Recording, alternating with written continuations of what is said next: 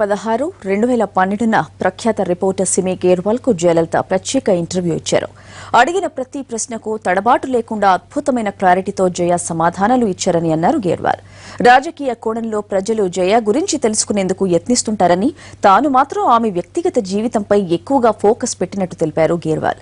జయ చాలా గొప్ప మానవతావాది అనే విషయం ఈ ఇంటర్వ్యూ తర్వాత అర్థమైందన్నారు. ఆ ఇంటర్వ్యూ మీకోసం.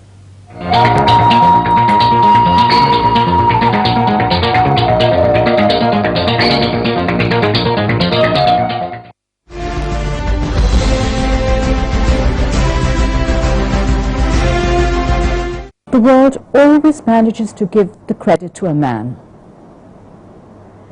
It seems to me that your greatest battles which you have fought and won were after MGR died. You're absolutely right. Because as long as he was there, he was the leader. I only had to follow his instructions. After his death, I was left to fend for myself. I was left totally alone. And he didn't smoothen the way for me to become his successor. He didn't. He didn't. Not like Mrs. Indira Gandhi did. Rajiv Gandhi. She groomed him and paved the way so that he could smoothly take over as her successor after her death. Now, if you look at all the other women leaders who have made it to the top in Asia, they were all either daughters or wives or widows of former prime ministers or presidents. Because if you are a wife, automatically so much respect is given to you. People talk about you, refer to you with respect. But such wasn't the case with me. Though Mr. MGR introduced me to politics, he certainly didn't smoothen the way for me. He didn't make anything easy for me. I had to fight and struggle my way up, every inch of the way. Could you ever have imagined the path that lay ahead? No. I think sometimes it's a good thing we really don't know what lies ahead of us.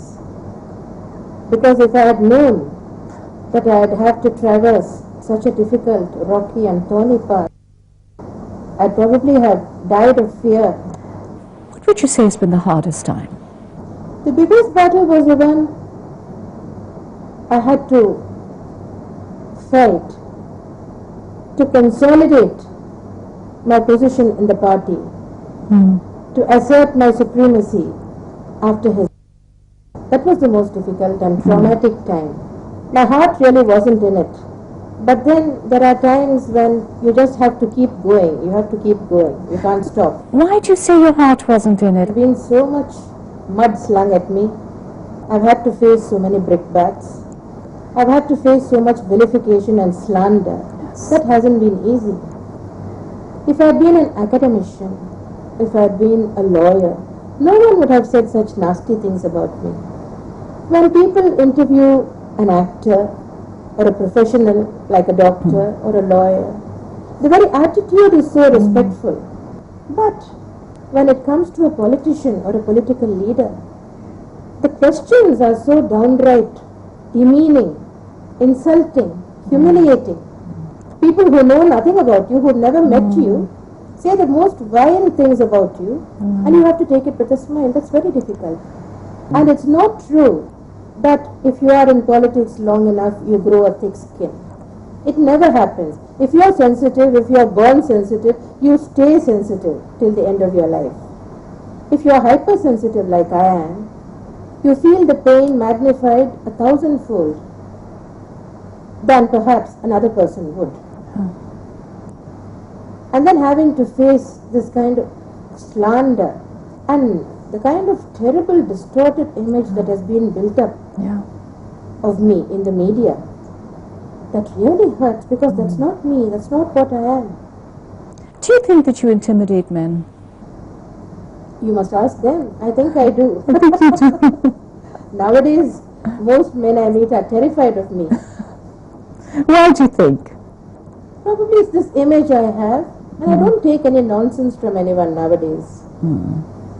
That old Jayalalitha is gone.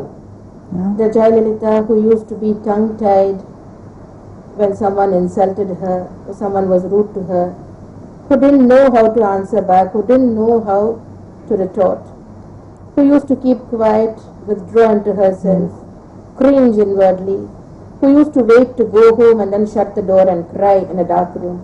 That Jayalalitha is gone, dead forever. I don't think I've said this before, I'm saying this now. I'm not one who goes looking for a fight. No. Generally, I'm very reserved. I speak only if I'm spoken to. But if a fight comes my way, I won't run away. And nowadays, if someone gives me one blow, I'll give back 10. I don't take any nonsense from anyone nowadays. Life has made me like that. I wasn't like this before. In fact, I'm surprised at the way I have changed. Your critics, your male critics, have often implied that you're a man-hater. Are you? No, not at all. I'm not a man-hater. And not just my male critics, some of my worst critics have been women. I can't say which one is worse. Do you trust people easily? I used to. I was very naive and very vulnerable, very gullible. But now I know better. But still, my basic instinct is to trust. I have to fight it. You've been disillusioned. Yes, By people. certainly.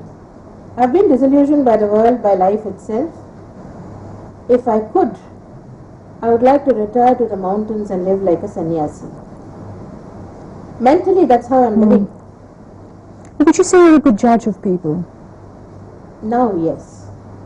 But for many years you weren't. No. What does a person have to do to win your trust? They just have to be straightforward. How would you tell? I can make out. I can tell. Nowadays I can. How do you deal with criticism? Well, I don't think anyone has taken more criticism than I have. Do you cut it out of your life, deny it? Do you let it affect you? Do you pay heed? What do you do? The thing is, I've always been kept so busy. Yeah. I really never had much time to sit and think about it. If I had, it would have shattered me. Jayji, you have come in for a lot of criticism because of your association with Mrs. Shashikala. And yet you continue to stand by her. Why? Why do you do this?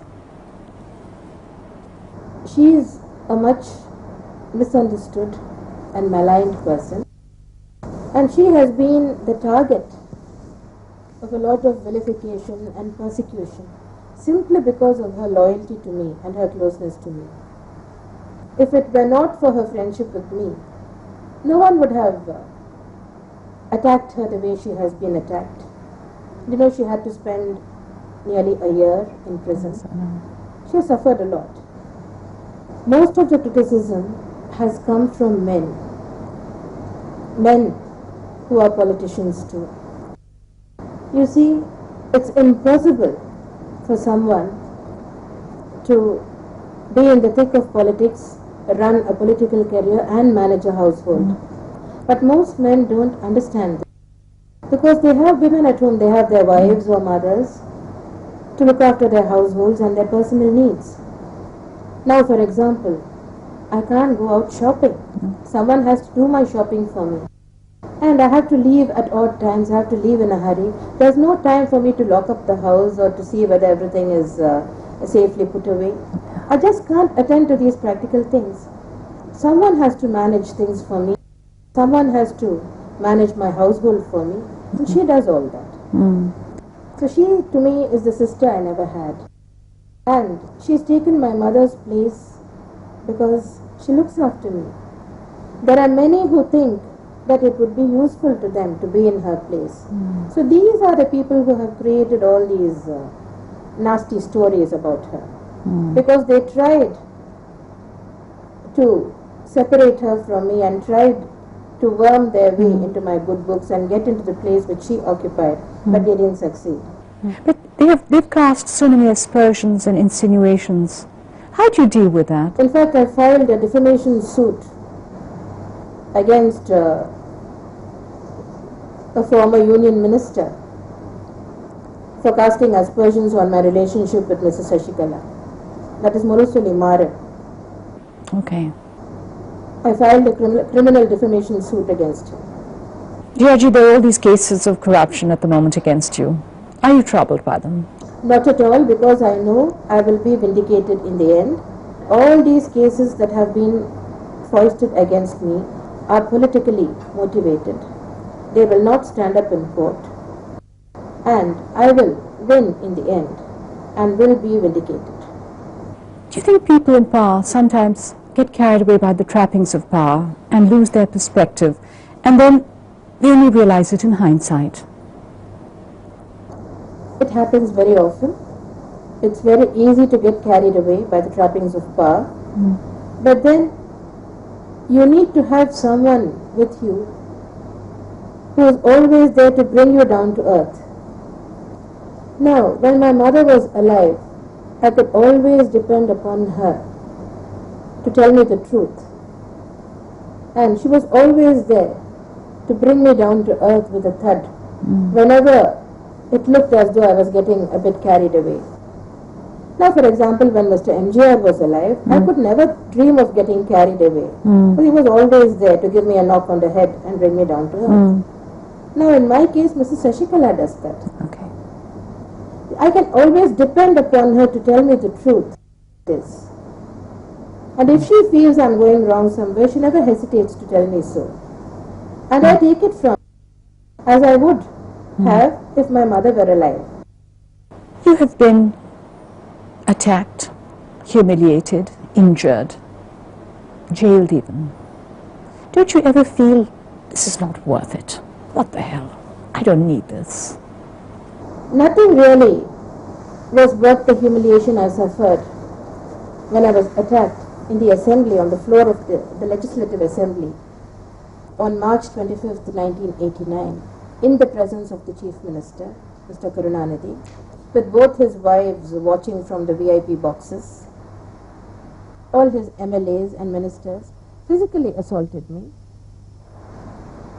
They grabbed anything they could lay their hands upon: chairs, mics, a heavy brass bell on the speaker's table.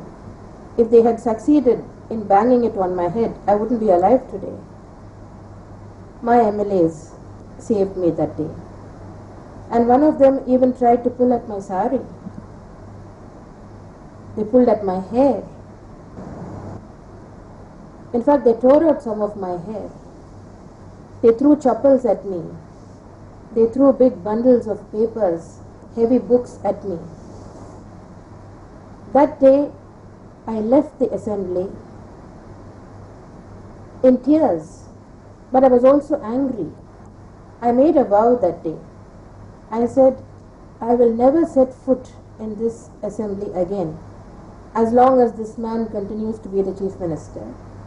And when I do enter this assembly again, I will enter as Chief Minister. And I fulfilled my vow within 2 years. I did it. I don't think this has happened to any other woman in politics. That was a bad experience. Then my being sent to jail, that was, I think, the worst moment of my life. It was a miserable situation. Among all the prisons in Tamil Nadu, the Madras Central Prison is the worst. It's the most unhygienic, dirtiest prison imaginable. And the place where I was kept, where I was confined, was a condemned building. This was reopened in my honor. You must have seen some of these old English movies where they show medieval dungeons. Dungeons, yes. It was exactly It was like a dungeon. That. A dark dungeon. It hadn't been swept or cleaned for years probably. There were cobwebs hanging everywhere, growth of fungus everywhere, and all kinds of vermin crawling all over the place. Good heavens. You could have conducted a zoology class there. There were big rats, sewer rats, bandicoots.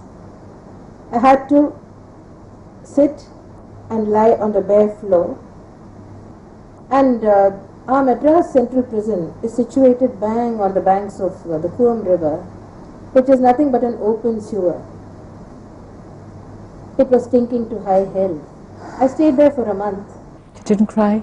I didn't cry, not even. I didn't shed a single tear. I steeled myself. The moment I was the moment I was made to step inside the police van, I said, now I'm going to bear whatever comes with fortitude. I was absolutely calm, absolutely dignified. I didn't throw any tantrums. They were asking all these questions. Is she crying? Is she upset? I wanted to break my spirit, but they didn't succeed. It was one of the worst times in my life.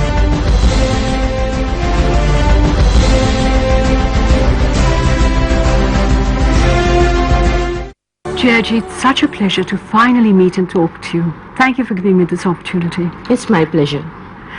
I have watched your political career over the years. It's been a very brave journey. More dramatic than any film script, hasn't it? It's been a tempestuous life and career. You've been through trials, triumphs, crises. How is it that you've never shown fear or anger or any other emotion? And I know you must have them. Yes, of course. I'm human like everyone else. I do experience emotions. And I wouldn't be normal if I didn't experience feelings of anger and other emotions. But when you are a leader, you learn to control your emotions. You learn not to show them openly. You have to. So is it necessary to appear tougher than one actually is to be accepted as a leader in this patriarchal world of politics?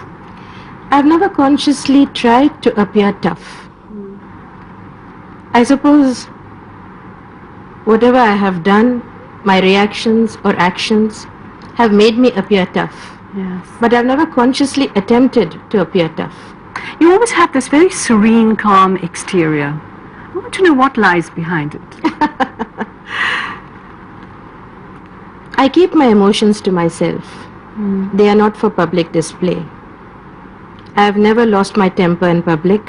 No. I've never wept in public.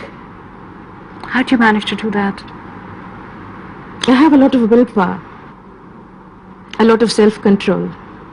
But do you think politics has made you tougher? Of course, yes. I wasn't like this at all. When I started out, I was very shy,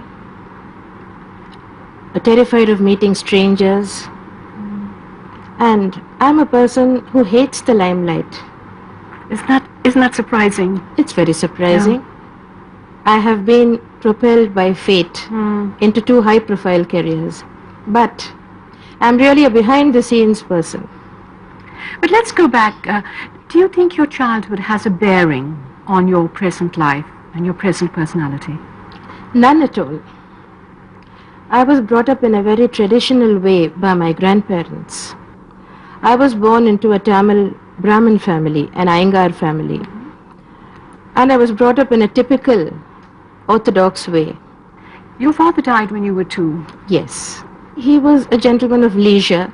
Okay. My grandfather, that is my paternal grandfather, was the palace surgeon in the court of the Maharaja of Mysore. And he had built up a great fortune. But my father squandered away the family fortune. So your mother was a widow at the age of 20 with 2 children? Yes. And beautiful? She was a very beautiful lady. It's a very difficult position for a woman to be in. How did she subsequently enter films? She was working in the secretariat at Bangalore. I had an aunt, my mother's younger sister, who was a very bold and adventurous sort. She first became an air hostess. That was considered something very daring. Very daring in those days. Very daring and adventurous in those days. And after that she became an actress. Since my aunt was already working in films, a number of producers and directors used to come home to see her. So they happened to see my mother. They were struck by her looks. So mother received a number of film offers, and that's how she came to films. the kind of love I expected and wanted and needed from my mother, because there simply wasn't enough time. I did come to Madras to live with her from the time I turned 10, from 10 to 16. But then mother was so busy. She used to leave in the mornings before I woke up. She used to leave for work. And most days she would come back only after I had gone to sleep. I remember once I had won the first prize for an English essay I had written at school. And I was so anxious to show this essay to her and show her the prize I had won. I stayed up long past my usual bedtime. It was, I think, midnight when mother came back, and she found me sleeping on the sofa in the living room. So she asked me what I was doing there, why I wasn't in my bedroom. Then I was holding the prize I had won and my notebook with my essay in my hands. I was clutching them. So I showed them to her. So that is one of my treasured memories. You were studying in a convent, weren't you? Yes. The days I spent at school were the happiest, most normal days of my life. Did you have the normal schoolgirl dreams and crushes and things like that? Yes, indeed. I remember having a great crush on Nari Contractor. The cricketer? The cricketer. Okay. I used to go to test matches just to watch him. And I had another great crush on Shammi Kapoor. He'll be delighted. Did you ever get to meeting Shammi Kapoor? I don't think we've ever met, no. Sometimes it's better to leave one's fantasies as they are, don't you agree? Yes. One of my favorite films even today is Jungli. Yes. The Yahoo song. What is your all-time favorite song? I can't think of just one, there are so many. Tell me some of them. There was a song in Do Aankhein Barahat, Ae Malik Tere Bandhe Hum. That's one of my favorites. Can you sing it? Not now, I'm out of practice. That's one of my favorites. Then Aaja Sanam, Madhur Chandni Oh, I love that. Chori Chori. Can you sing that? Not now, I'm out of practice. Even one line? I'll sing it with you. I'm out of practice. I'll sing it with you. आजा सनम मधुर चांदनी में हम तुम मिले तो वीरानी में भी आ जाएगी बहार झूमने लगेगा आसमां झूमने लगेगा आसमां कहता है दिल और मचलता है दिल मेरी साजन ले चल मुझे तारों के पास लगता नहीं है दिल यहाँ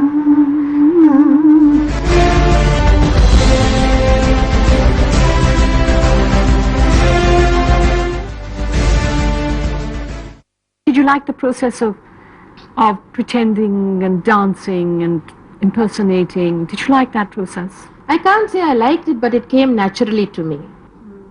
I'm a natural actress. I never followed any method. And I never consciously tried to imitate anyone. I'm a spontaneous, natural actress. Your mother was the driving force of your career, wasn't she? Yes, of course. But for her, I'd never have come to films. I'd never have learnt dancing. So, at 23 when she died, how did you manage without her? I was lost. I was like a babe in the woods, blindfolded. Because mother was my whole world. And she never taught me anything practical. You see, she'd kept me so sheltered. Mother was only 47 when she died.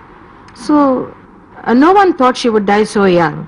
She probably thought she'd be around a long time to take care of me, and she probably thought I was so overburdened with work that these other things could come later. But then the net result was I was left absolutely helpless when she died. I didn't know anything about running a house. I didn't know anything about I didn't know how to operate a bank account. I didn't know how to write a check. I didn't know the meaning of income tax. I didn't know how many servants we had. I didn't know what their salaries were. I didn't know what the producers were paying me in the films in which I was acting. So, being an innocent babe lost in the woods, everyone could see that I was so naive and vulnerable and innocent. Everyone took advantage of me, so I had to learn everything the hard way.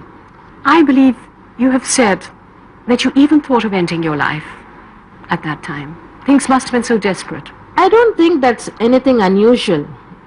Sensitive people, emotional people go through these phases in life. It's a part of growing up. But that feeling is the very end. It is, no doubt. I have experienced that feeling, but I've overcome that and I've survived. I think that is what is important. I didn't succumb to that feeling. But of course, I did feel lost when mother died. I didn't think I could manage without her. I didn't think I could cope with life for even a single day. But then, look at me now. I'm surprised at myself. You did 28 films together? Yes. And he brought you into politics. Yes. Did you fall in love with him? I think everyone who met him fell in love with him. He was a charismatic figure. When I was a child, I used to see his sword fights, his fencing in films. And his partner in most of these scenes was the famous villain, P.S. Veerappa. So after seeing these films, my brother and I used to come home.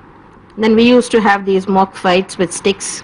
And I was always MGR and my brother was always the villain. And I always used to win because I was MGR. Oh, that's lovely. So the hero worship started when I was a child. What was he like as a person? He's a mystery to us. He was a very warm and caring kind of person. And after mother died, he replaced her in my life. So he was everything to me. He was mother, father, friend, philosopher, guide, everything to me. He sort of took over my life. Jayaji, have you found unconditional love? No. Never. No. I don't think there is anything such as unconditional love. I think it exists in books, in novels, in poems, in films, not in real life. In any case, I have never come across anything like that. Would you say there's more male chauvinism in politics or in films? I think both are equally bad. But in films, a woman is an essential commodity. Whether you like it or not, you need the glamour that women can provide in films. You can't do without them. In politics, you can do without them. They try very hard to do without them. But where people like me are concerned, it's not so easy to just wish me away. Many people would love to.